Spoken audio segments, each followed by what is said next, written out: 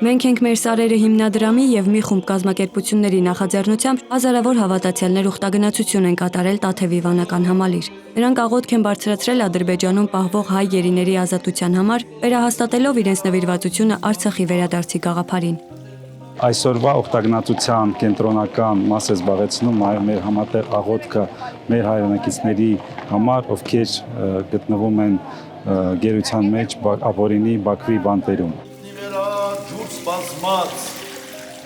Տաթևում Սուրբ Մկրտությամբ հայ քրիստոնյայի շարքերն է անցել արցախցի 7 մանուկ։ Նրանք ծնվել են շրջափակման օրերին կամ գաղթի ճանապարհին, իսկ այժմ հայ առաքելական եկեղեցու լիիրավ զավակներն են, մկրտված Արցախի թեմի փոխառաջնորդի ձեռքով։ Տեսնելով արհավիրք այդ ճանապարհներին, տեղափոխվեցին Գորիս։ Մի քանի օրից հետո իմացանք, որ Աստված օրհնել է։ Ճիշտ է, ամբողջ կյանքից շատ բան է տարել։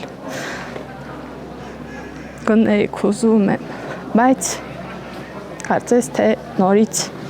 անցայեց ինձ եւ հունիսում ես դարձա մայր։ Եվ Աստված անի, որ իրենց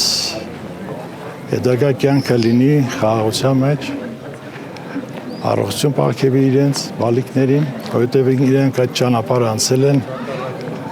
մոր հետ միասին, կարելի ասել է դժվարություններն ու ծանրությունները կրել են վաղ հասակից արդեն։ Եվ դա Աստված, որ իրենց հասուն արդեն գիտակից կյանքում ունենան իրենց երազած հայրենիքը։ Ձիթան թանգարանում բացված մեկենասների ոսկե շղթա Տաթևի պահապանները դարերի ընթացքում ցուցահանդեսը ներկայացնում է վանքի դարավոր պատմությունը։ Տաթևը, որ տարբեր դարաշրջաններում ավերվել է, բայց այսօր կանգուն է իր նվիրյալների ջանքերով։ Տաթևի վանքը դարձյալ վերածվել էր հոգևոր միասնության կենտրոնի։ Լուսանկարներում դուք կտեսնեք ինչ վիճակներում է եղել վանքը, բայց ամեն անգամ գտնվել են անհատներ, ովքեր տեր են կանգնել, ովքեր միջոց չեն խնայել, ովքեր ամեն ինչ արել են, որպեսզի Տաթևի վանքը նորից վերակառուցվի, նորից էլ ավելի հզորանա եւ դառնա ոչ միայն հոգևոր կենտրոն, այլև մեր մշակույթի, մտքի,